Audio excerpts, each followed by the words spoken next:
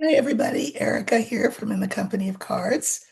If you're new, welcome. If you've been here a minute, welcome back.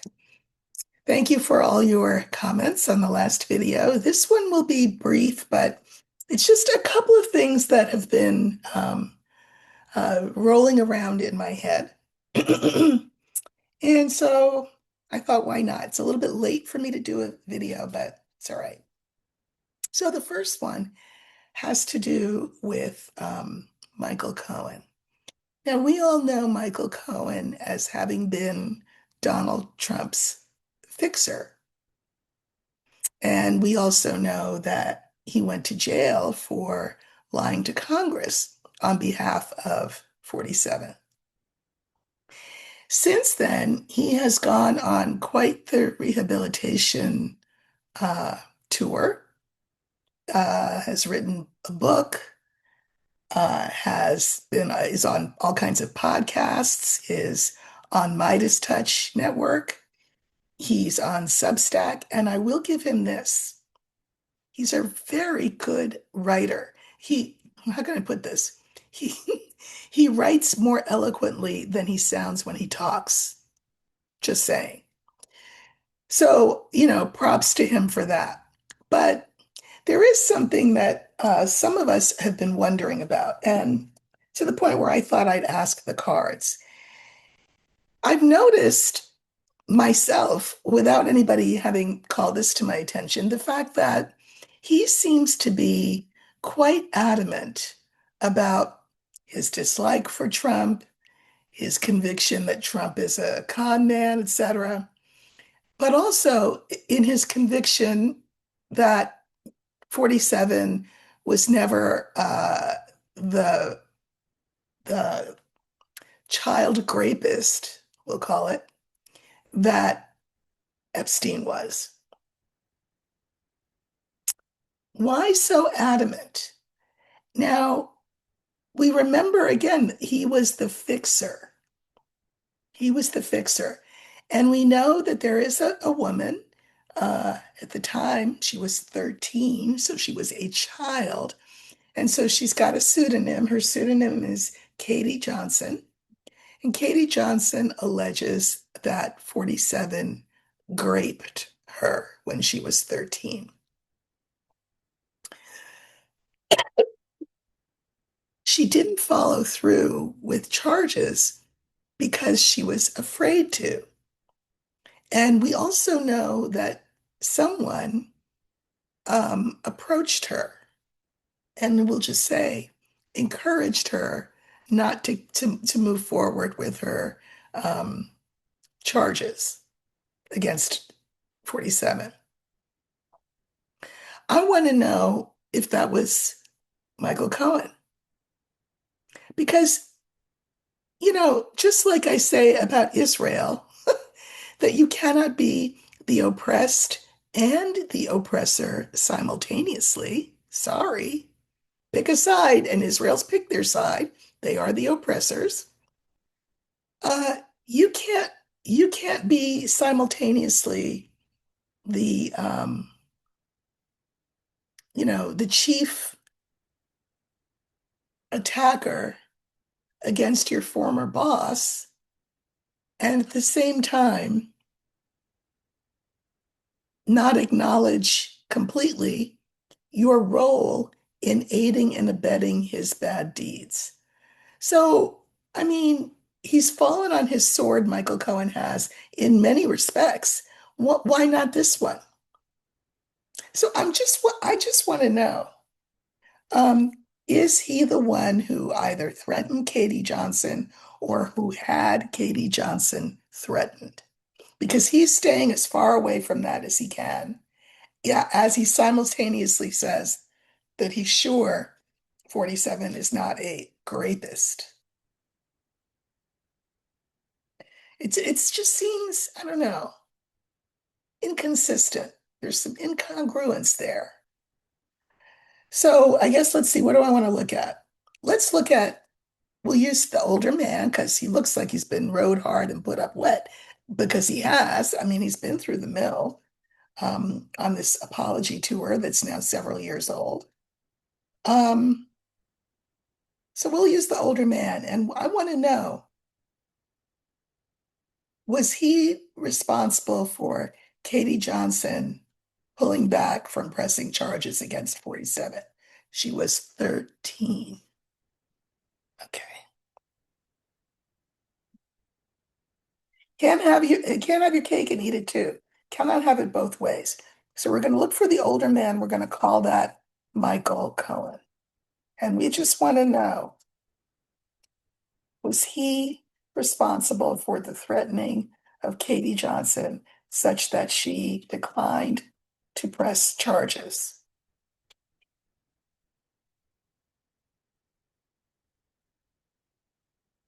Okay, this is Michael Cohen back in the day. I mean, I should have picked the young man, but that's okay.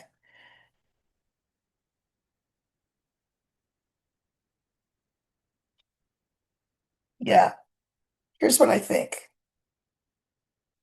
And I don't want to pull more cards on than this on it. This is going to be a short video, and beyond that, I feel like I've got the answers that I need. So we have the bear, the lily, Michael Cohen, the tower, and the coffin.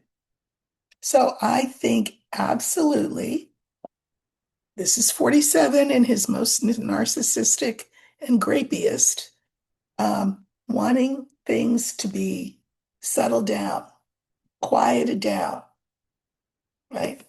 Here he is, Cohen, using, the power of his title, his office, his money, whatever he had to shut Katie Johnson down. So yes, I think Michael Cohen did do that. And if he's so big and bad in talking about everything else that he did on behalf of 47, he needs to come fall on his sword over this as well.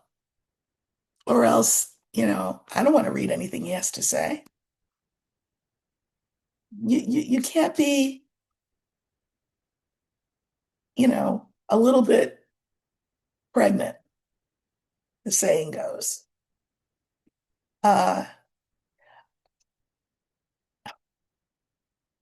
you can't be a bystander if you were a participant. So you serve time for lying to Congress. I suspect now you're not telling the truth by omission, right? To the American people, Michael Cohen, entertainment purposes only and allegedly.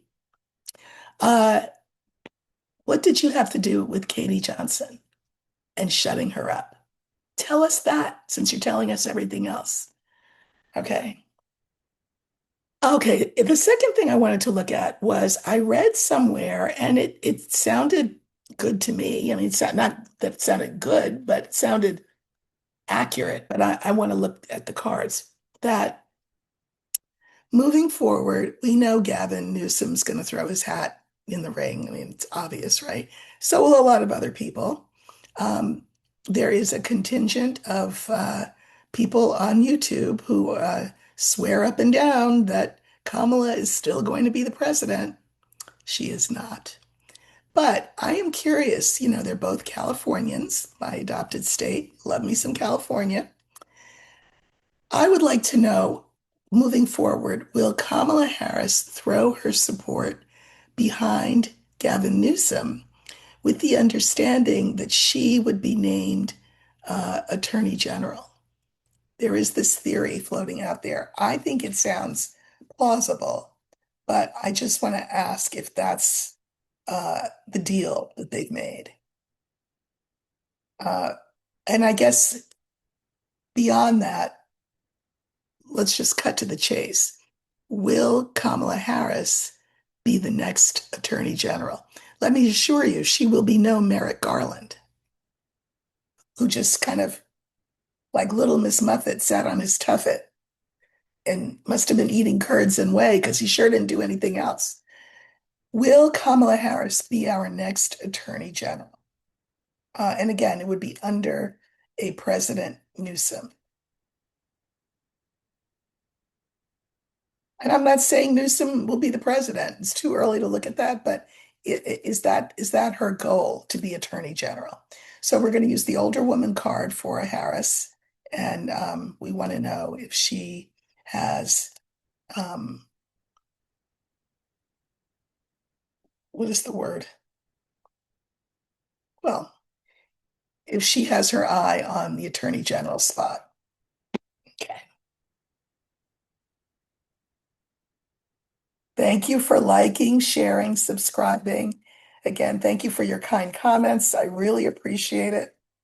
Um, you know, I get teary more than once a day looking at the things that you have to say about Lenormand and about the channel and what it means to you. So I appreciate it. So this is Kamala Harris.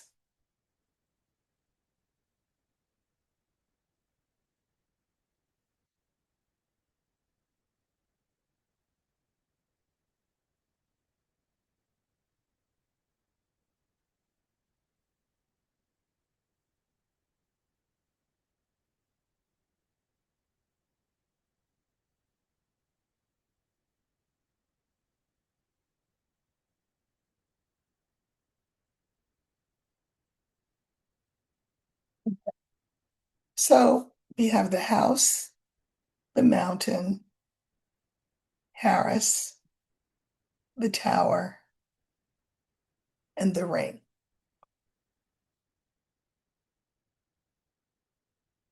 So if this is the White House, this tells us what happened. She got blocked from being the president. She got blocked. And I think that's for all time. I don't know. I guess we're just too misogynistic and paternalistic and patriarchal of a society to, um, be able to entertain the idea of a woman president. But president, she will not be. These cards say that. However, she's in the middle, right? She's in the middle. She will come back to government service, though. This is government, and she's coming back to government service. So I think this is a yes to my question. But I pulled some clarifiers, of course. So here she is. And the clarifiers are stork, tree, and young man. I really like this for her. So here she is coming back even stronger, even better. I think, by the way, it could be attorney general or it could be uh, Supreme Court justice.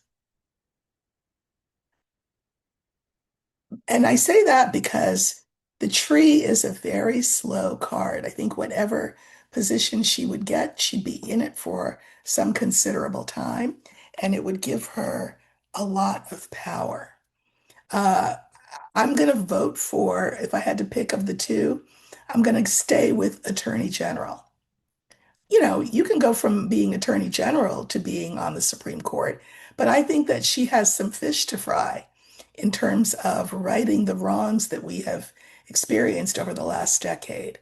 And this is one of those gung ho kind of cards. She will, you know, uh, take names and ask questions later.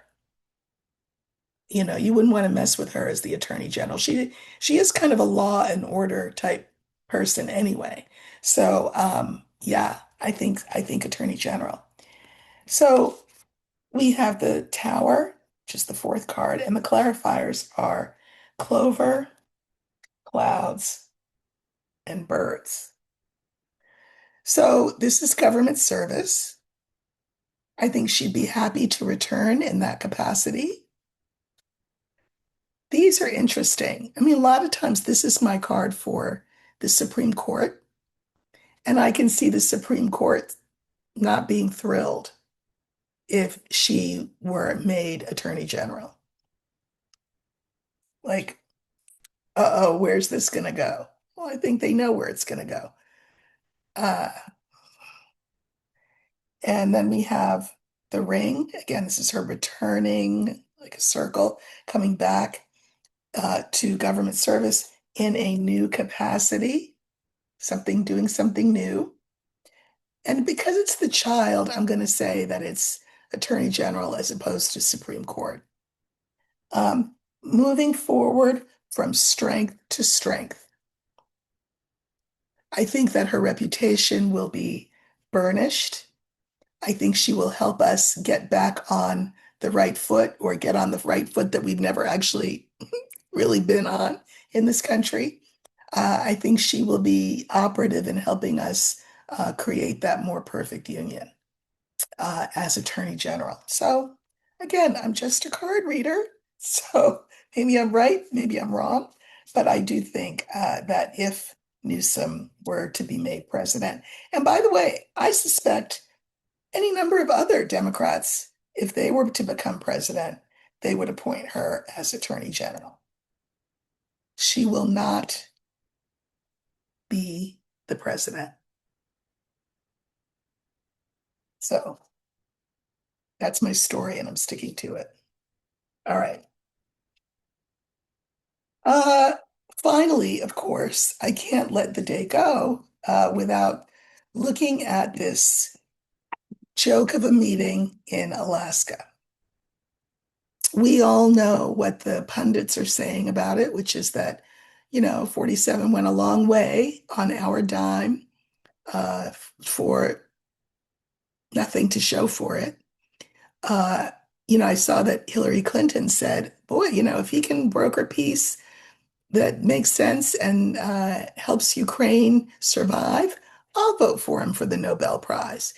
And so I saw a lot of people online saying, oh, I would never vote for him. Well, I mean, do we not have an understanding of sarcasm and irony? Of course, Hillary Clinton would not want Trump to get the Nobel Prize. So why would she say she'd vote for him? Because she knows good and well that he can never broker this peace. So um, I have two questions. One is a little bit not nice, but I don't care. I would like to know, did these men at any point when they were together, was there any reference made to compromise that Putin might have on 47 or on 47's wife? Did that come up at all? Uh, and I think that I'm going to use the birds for instead, I'm not using it for the Supreme Court. I'm using it for compromise because birds is gossip. So did that come up at all, either directly or indirectly? Did that come up at all?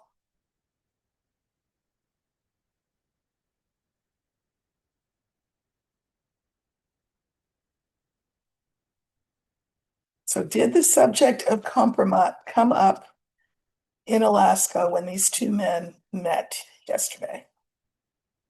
We're looking for the birds because that is gossip that can be compromise.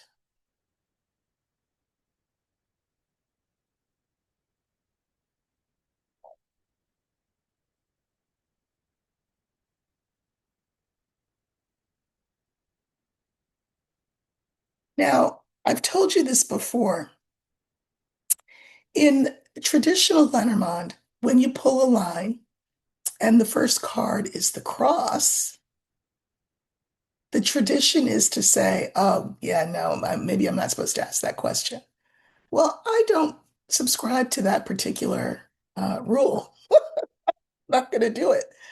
And, a lot of times what people will do is redraw the line. I'm not going to redraw the line. I think this is here for a reason. I think that here's what I think. I don't think that it came up directly, but I definitely think it is something in the air. We have the bear, and here the bear stands for two things, believe it or not. It stands for both 47's narcissistic self, but it also stands for Putin and Russia. And even if it was not spoken out loud, 47 knows that Putin has compromise on him, and this is painful for him. He doesn't want this out. So that's probably why he rolled out the red carpet. It's probably why he looked so weirdly obsequious. There's your SAT word for the day, obsequious. Um, so beaten down because nothing had to be said out loud. It was there. It's just there. That's what that cross is. This is information that could crucify 47 and his presidency. And who holds it? Russia. In the center, we have the birds for compromat. Um, and then the final two cards, the tower and the garden. Uh, this is government and this is people. So, there are things that the bear wants from the American government. And if he doesn't get it, he will take what he knows, all that damaging information, and spill it to the people. Because this is like everybody. This is the public. So I'm going to pull a couple of clarifiers and see what we get. So I think that it was not um, maybe discussed, but it was implicit.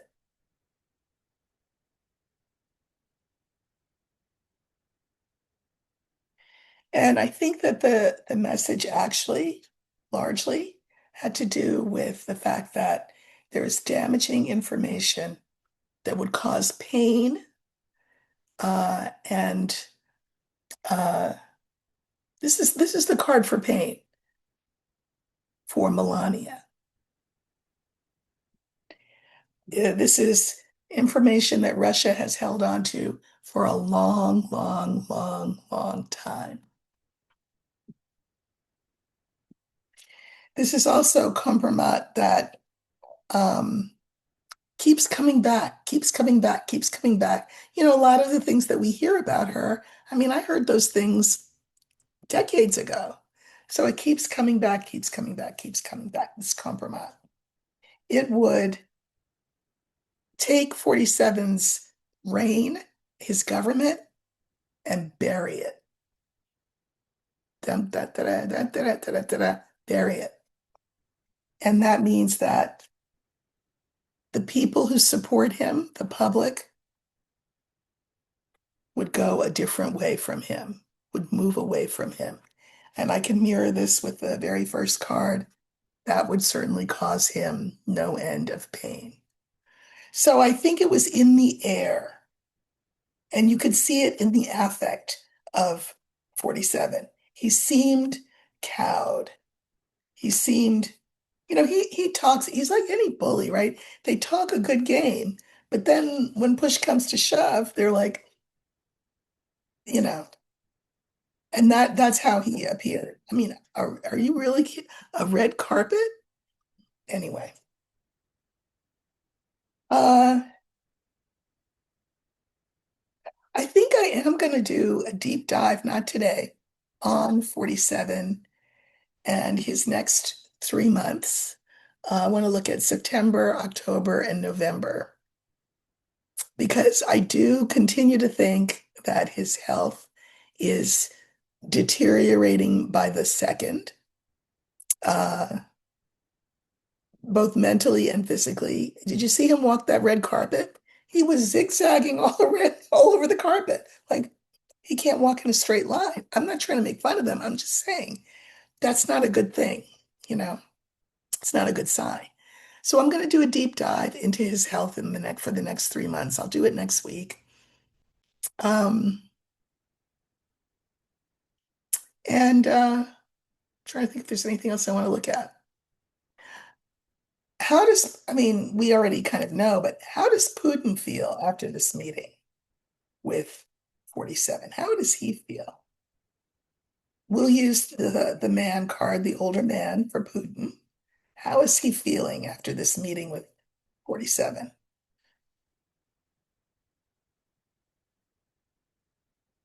Because we know that 47 was made a fool of. So let's just see if we get confirmation of that by seeing the cards around Putin and how he feels. And then I will let you go about your weekend.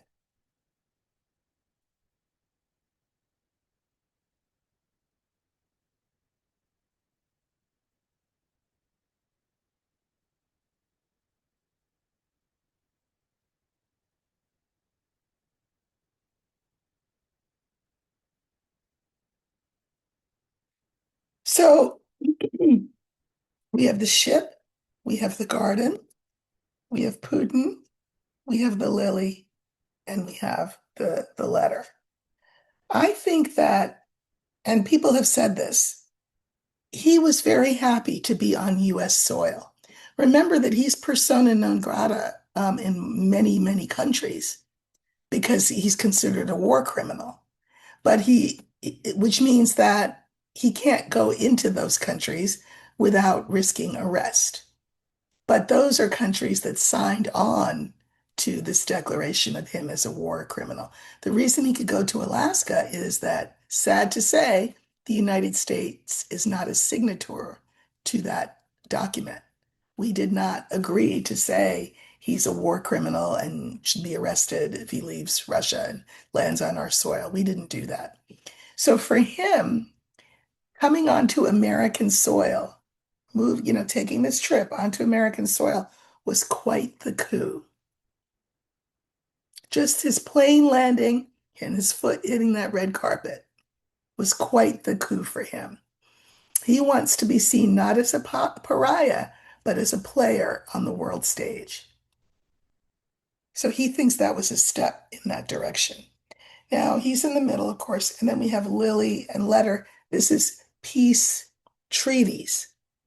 And his stance, which is why the meeting was as short as it was, is that I'm going to make all of the rules of how any peace treaty will go.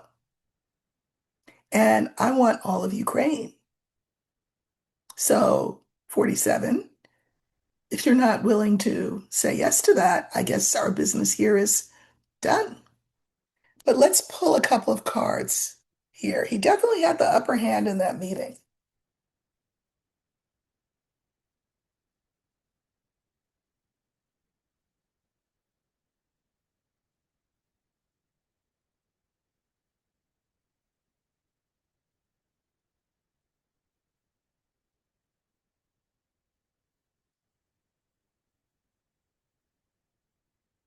Okay.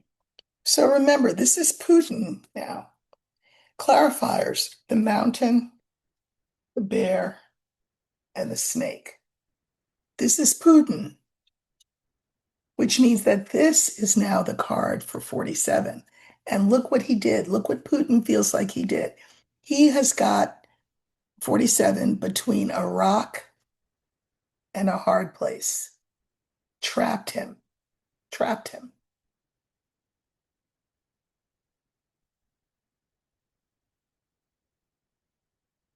I drew cards on this lily, and we've got the heart, the fox, and the child. He really believes that, you know, he wants to reconstitute the USSR, is what he wants. So he believes that Ukraine is Russian and should be Russian, and that they should. That was one of the things he requested that conditions that the official language of Ukraine be Russian, right? He believes it is owned by them, and that the peace treaty, if there is ever one, will be that they return to Mother Russia. Russia. He is wise as a serpent. He's sneaky as a fox.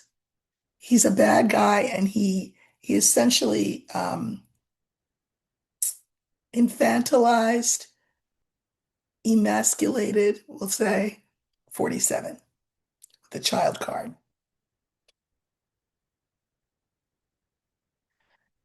So the treaty, the clarifiers are the tower, the clouds, and the book. So in terms of the treaty and governments agreeing on it, there was no forward movement. His stance is still his stance. If anything, he moved 47 more to his side. 47 wanted a ceasefire. And Putin says, yeah, no, we're not doing that. There won't be a ceasefire. So things are still up in the air. They're as murky and muddled and messy as they were before anybody went to Alaska. That said, he is feeling good about the fact that he made himself very clear and he's feeling good that he is trapped 47 between the rock and the hard place. All right. That's it for me for the weekend. I'm going to take tomorrow off, but I will definitely see you Monday afternoon. And if you have questions that you'd like me to look at, please leave them in this comment section, and I will go through them before I come on Monday and look at as many as I can. Uh, yeah. And when I say put your questions in the comments, remember, I do not mean your own personal questions. Those are ones that you can contract with me for a reading for, or those are the ones that I occasionally will gift you when I reach a big number on my YouTube channel. I'm asking if you have questions of national or international or political or racial import, put those in the comments and I'll see what I can do. Love you all, really grateful for you all, and hope you have a peaceful, enjoyable weekend. Take care.